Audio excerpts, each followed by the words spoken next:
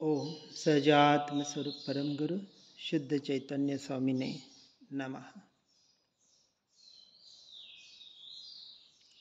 अंतरात्मा के परिणाम, अंतरात्मा की ओर बढ़ने वाले जीवों की अवस्था कैसे होती है, जिस अवस्था को हमें प्राप्त करके आगे बढ़ने का प्रयास करना है, उसको यहाँ हम समझने का प्रयास कर रहे हैं।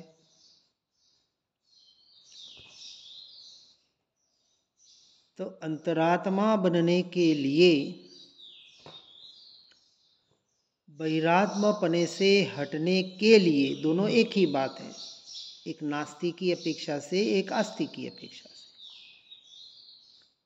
अंतरात्मा स्वरूप को प्रकट करना है तो बहिरात्मापने से छूटना पड़ेगा। तो वस्तु स्वरूप को यथार्थ रूप से समझना पड़ेगा। और वस्तु स्वरूप का अर्थ है पुद्गल के स्वभाव को और जीव के स्वभाव को, दोनों के स्वरूप को। क्योंकि एक से छूटना है और एक को ग्रहण करना है। यहाँ ग्रहण पूर्वक त्याग की परिभाषा चल रही है। और ग्रहण का अर्थ है तत्व का ग्रहण, स्वभाव का ग्रहण और विभाव का त्याग। पूरी चर्चा व्यवहार की अपेक्षा से ही चलती है, पर्याय की अपेक्षा से ही चलेगी। क्योंकि द्रव्य में तो कुछ करना नहीं है, वो तो त्रिकाण शुद्ध है। अब वस्तु स्वरूप को समझ लिया, स्व और पर, स्व समय और पर समय को समझ लिया। अब क्या करना कि परद्रव्य पर भावों से भेद ज्ञान करके अपने स्वद्रव्य और स्वभाव में स्थिर होने का प्रयास करना। तो इसलिए कहा मैं कौन हूँ और कौन नहीं हूँ, मैं क्या हूँ और क्या नहीं हूँ, मेरा क्या है और मेरा क्या नहीं है, इसका यथार्थ निर्णय करके श्रद्धान करके पर से हटना है और स्व में आना है। अब बोल देंगे कि मैं तो अपने में ही हूँ, तो वो अपने आप को ठग रहा है। यदि अपने में हूँ तो समाधि लेके बैठ जा और स्थिर हो जा, यहाँ बैठे बैठे केवल ज्ञान हो जाएगा। रह नहीं पा रहा है, अभी पुरुषार्थ की कमजोरी है, उसका भी स्वीकार करना है पर्याय की अपेक्षा से। तो कहा भेद ज्ञान के लिए क्या करना, तो निरंतर चिंतन करना। मैं मन नहीं, मैं तन नहीं, जड़ वचन भी मैं हूं नहीं।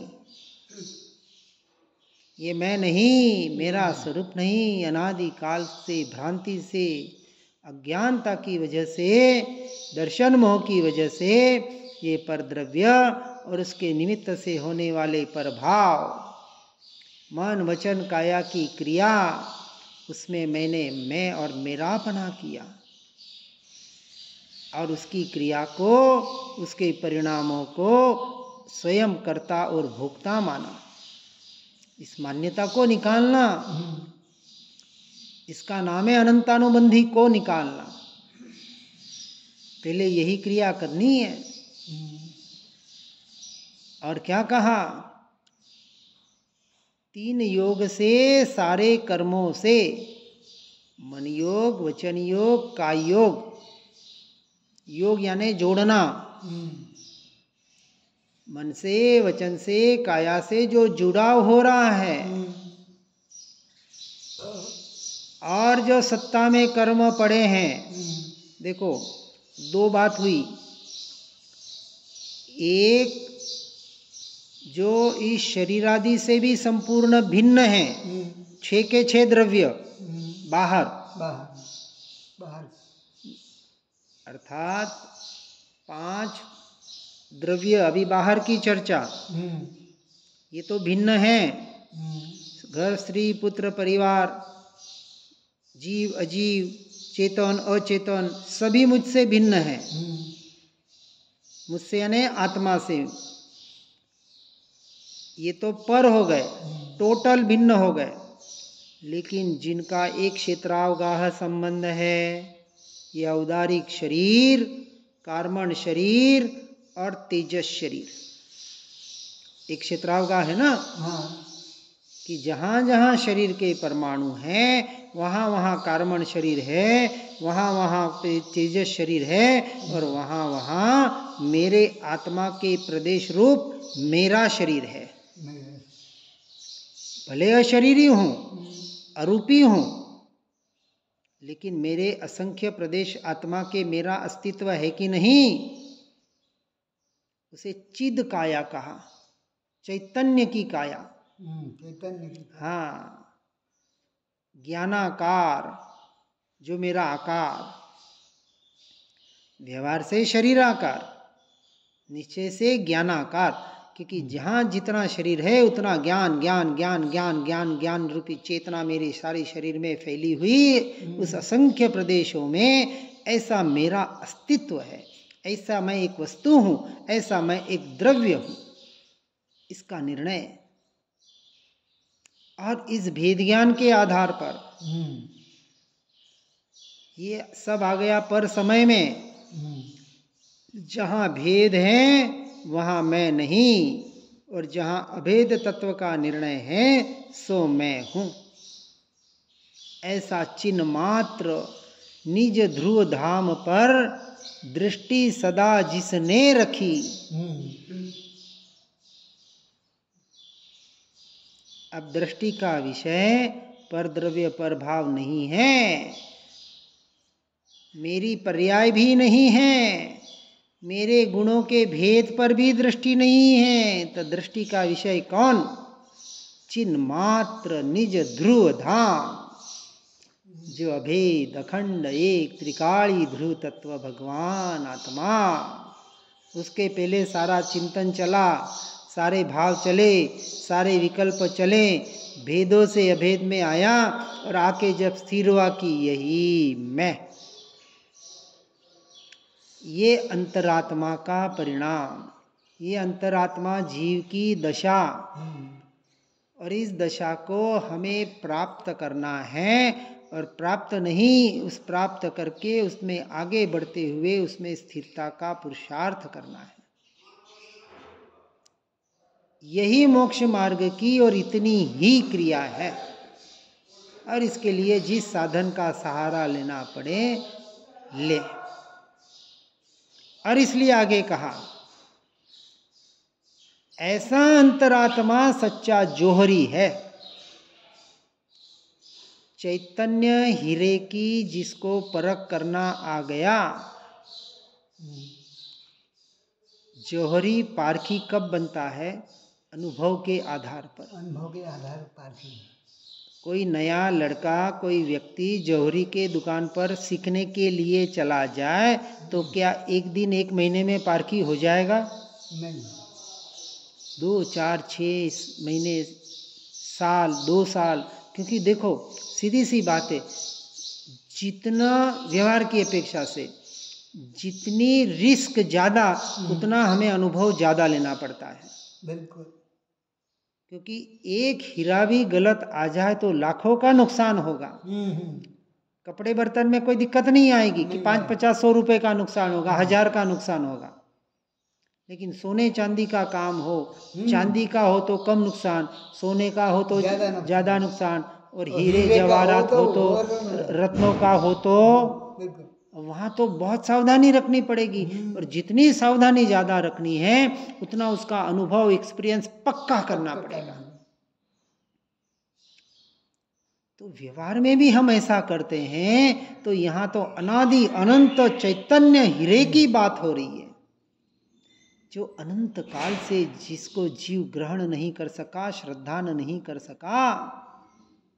अब विचार करें, उसको अनुभव करने के लिए कितना अभ्यास करना पड़ेगा, कितना पुरुषार्थ करना पड़ेगा। व्यवहार में तो सब बराबर करते हैं, लेकिन यहाँ जीव नहीं कर पाता, सुन के पढ़ने के बाद भी। इसलिए जो अंतरात्मा जौहरी बन गया या बनने का पुरुषार्थ कर रहा है, वह किसके वैभव को संभालता है? अपने निज के ज्ञान वैभव को संभाले। देखो हर जगह ज्ञान की महिमा बताइए, ज्ञान ज्ञान ज्ञान स्वभाव की महिमा बताइए, क्योंकि स्वभाव के बिना आत्मा की पकड़ नहीं हो पाएगी। सीधे आत्मा आत्मा आत्मा करेंगे तो स्थूल रूप से तो पकड़ हो जाएगी, शब्दों के द्वारा, विकल्प के द्वारा, मन के द्वारा, लेकिन वो अनुभव का विषय आत्मा नहीं है। अभी आत्मा दृष्टि का विषय है और अनुभूति का विषय ज्ञान स्वभाव है। ये ध्यान रखना है। हाँ, ज्ञानानंद स्वभावी कहा, और स्वभाव के लक्ष्य से जो दृष्टि द्रव्य पर जाएगी, दृष्टि द्रव्य पर जाएगी, फिर वो स्वभाव में अटकेगा नहीं। इसलिए बाहर का हीरा कहाँ मिलता है? बाहर का हीरा खदान में। कौन से खदान में? कौन से खदान में? कोयले के खदान में। खदान में टनों कोयला निकलता है, तब जाके एक आध हीरा मिलता है। सोना भी होता है ना, 1 टन मिट्टी में मुश्किल से 1 आध ग्राम सोना निकलता है। सोना महंगा क्यों है? क्योंकि उसका जो प्रोसेस है वो बहुत महंगा है। ऐसे ही इस पाषाण रूपी तन में जिसने चैतन्य हीरे को खोज लिया, निकाल लिया, वो जीव अंतरात्मा से परमात्मा बनने का अधिकारी है। और ऐसा कौन भगवान आत्मा जो निरंतर स्वानुभव में आ रहा है?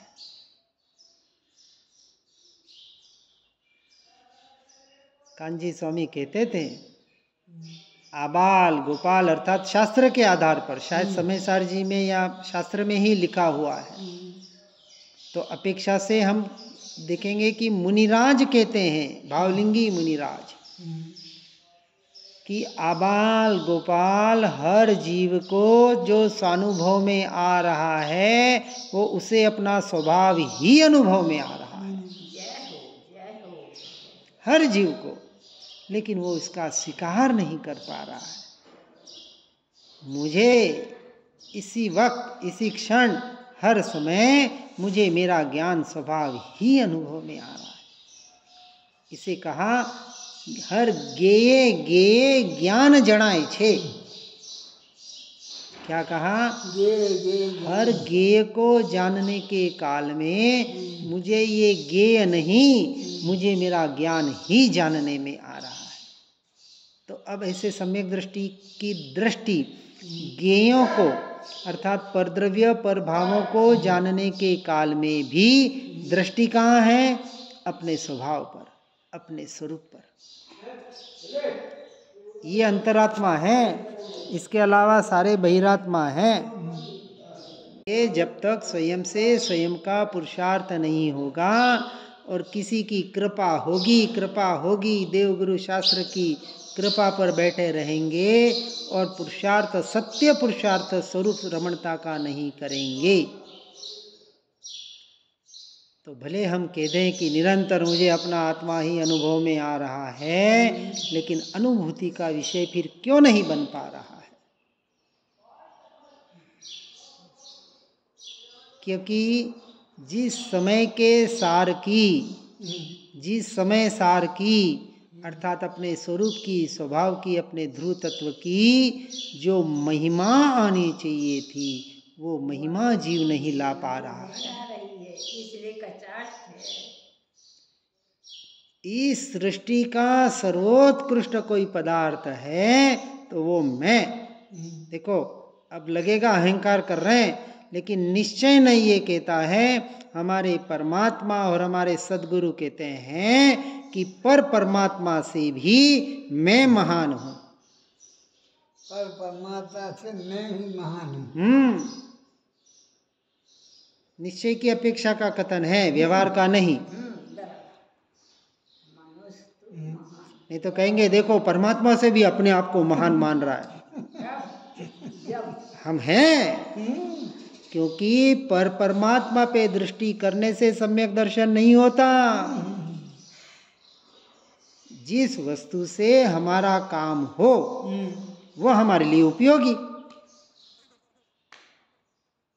चाहे करोड़ों की वस्तु हो लेकिन उससे हमारा काम नहीं होता हो तो मेरे क्या काम की। एक दवा है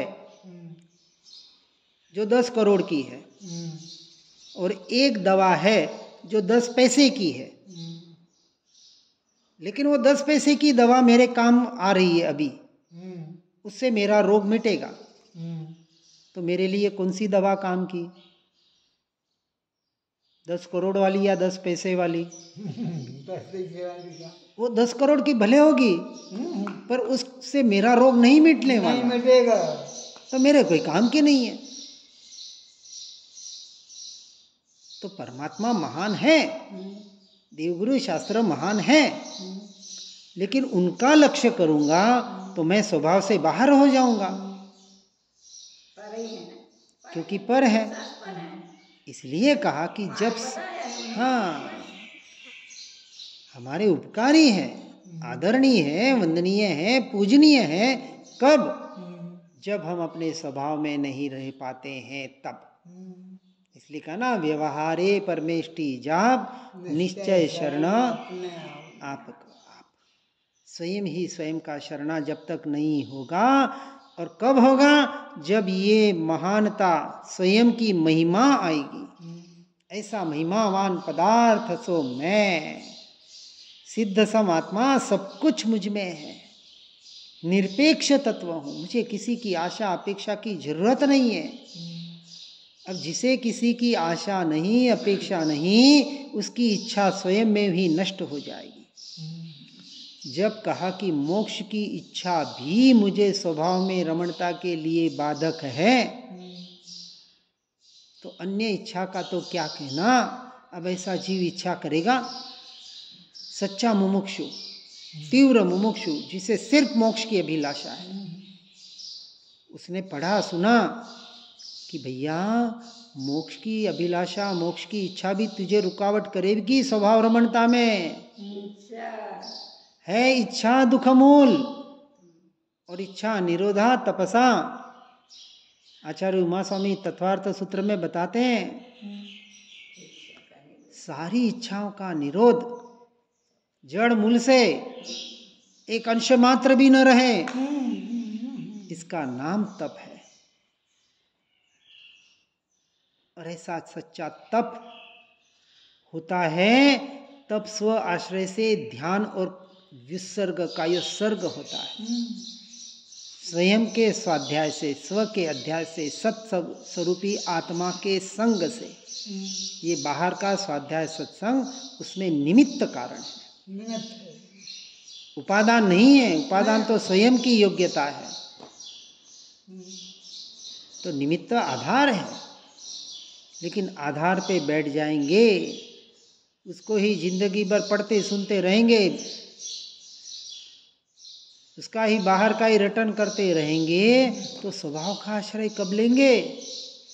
इसलिए अब यहाँ से भी छूटना है, और ज़्यादा से ज़्यादा, हाँ ठीक है, स्वभाव में नहीं रह पाए, कई ऐसे व्यवधान आ रहे हैं, कहीं हा हुल्ला हो रहा है, तो अपन देवगुरु शास्त्र का आधार लें। लेकिन अब ज़्यादा से ज़्यादा इस आधार को भी निराधार करना है, क्योंकि मैं निराधार तत्व हूँ, मुझे किसी आधार की जरूरत नहीं। जब जाना माना कि सब कुछ मुझ में पड़ा है, मैं ही मेरा आधार हूँ, तो अब किसके आधार की जरूरत? इतनी स्वतंत्रता हमें गुरुदेव और परमात्मा बताते हैं, शास्त्र बताते हैं, फिर भी जीव पर के आधार में, पर की क्रियाओं में ऐसा उलझ जाता है कि स्वयं को भूल जाता है। इसलिए हे भव्य जीवों, यहाँ पुकार पुकार कर कहते हैं कि परद्रव्य पर भावों से हटकर स्वद्रव्य स्वभाव का आश्रय लो, और इसके लिए वानप्रस्थ और संन्यस्त अवस्था, घर गृहस्थी से छूटना पड़ेगा। बिल्कुल। हम तो घर में रह के हमारा बहुत अच्छा काम होता है भाई। नहीं बनेगा, नहीं बनेगा भाई। होता है तो अच्छी बात है, हम क्या करें। जीव काजल की कोठरी में रहे, हाँ, काजल की कोठड़ी में रहे और सोचे कि मुझे, हाँ, कहे मुझे दाग न लगे। ऐसा हो ही नहीं सकता। अरे जिस कमरे में बैठता है ना, श्रद्धान में पड़ा है, ये मेरा कमरा, वो भी इस यहाँ से मुझे कोई नहीं निकाल पाएगा। वो पता नहीं पड़ रहा है वहाँ आत्मा आत्मा का चिंतन चल रहा है ना, तो लग रहा है नहीं नहीं नहीं नहीं बहुत अच्छा चल रहा है। इसलिए मिथ्यात्व को, गृहीत मिथ्यात्व को भी बराबर समझना है। इस भव की विपरीत मान्यताएं, जिस इस भव की क्रिया में हमने धर्म मान रखा है, ये गृहीत मिथ्यात्व। क्योंकि मैं सारे क्रियाओं से पार परे हूं, मन वचन काया से परे हूं, तो मन वचन काया की क्रिया मेरी कैसे हो सकती है। इस तरह से बहिरात्मा अपना छोड़कर अंतरात्मा बनने के लिए पहले सच्ची सूक्ष्म से सूक्ष्म समझ लेना बहुत जरूरी है। वही जीव अंतरात्मा अर्थात सम्यक्त्व सन्मुख हो सकता है। अभी सन्मुख की बात चल रही है। सम्यक दर्शन उसका आगे का स्टेज है। पहले सम्यक तो सन्मुख बनने के लिए उसको यथार्थ रूप से समझकर श्रद्धान में पक्का करना पड़ेगा कि ये मैं नहीं, ये मेरा स्वरूप नहीं, ये मेरी क्रिया नहीं। तो इसके आधार पर अपने मोक्ष मार्ग को प्रशस्त करने का प्रयास करें। इसी भावना के साथ ओम नमः सिद्धम। जिन वाणी के ज्ञान से हो सम्यक श्रद्धान, हो चारित्र महान और पाऊं पद निर्वाण। हे जिन वाणी भारती तो है जपू दिन रैन, जो तेरा शरणाग्रह तो पाऊं सुख चैन। जा वाणी के ज्ञान से सूझे लोकालो, सो वाणी मस्तक नमो सदा देत हूँ धो।